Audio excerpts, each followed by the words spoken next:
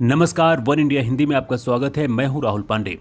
America में 5G mobile technology के इस्तेमाल की शुरुआत हो रही है। इसीलिए आज यानी कि बुधवार को एयर इंडिया की उड़ानें अमेरिका नहीं जाएंगी।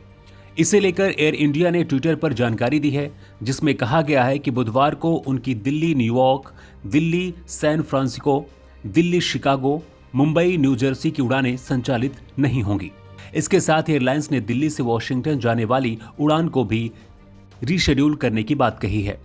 एयरलाइन अधिकारियों ने चिंता जाहिर की है कि 5G की वजह से प्लेन के इक्विपमेंट में टेक ऑफ और लैंडिंग के दौरान बाधा आ सकती है। एयर इंडिया ने उड़ानें रद्द करने का फैसला इसलिए किया है क्योंकि 5G नेटवर्क से विमानों के कम्युनिकेशन सिस्टम को काम करने में बड़ी परेशानी हो सकती है।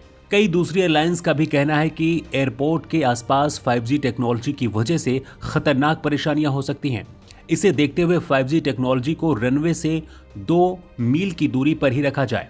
यूनाइटेड एयरलाइंस के सीईओ स्कॉट किर्बी ने चेतावनी देते हुए कहा है कि अगर टेलीकम्युनिकेशन कंपनियां एयरपोर्ट के पास 5G टेक्नोलॉजी का इस्तेमाल करती हैं तो उससे ऑपरेशंस पर भी निगेटिव असर पड़ेगा। कुछ एयरलाइंस के सीईओ ने अमेरिकन ट्रांसपोर्ट सेक्रेटरी को चिट्ठी लिखकर कहा है कि एविएशन इक्विपमेंट में जरूरी अपग्रेड या फिर बदलाव के बिना अगर 5G को अमल में लाया गया तो बहुत बड़ा हादसा हो सकता है।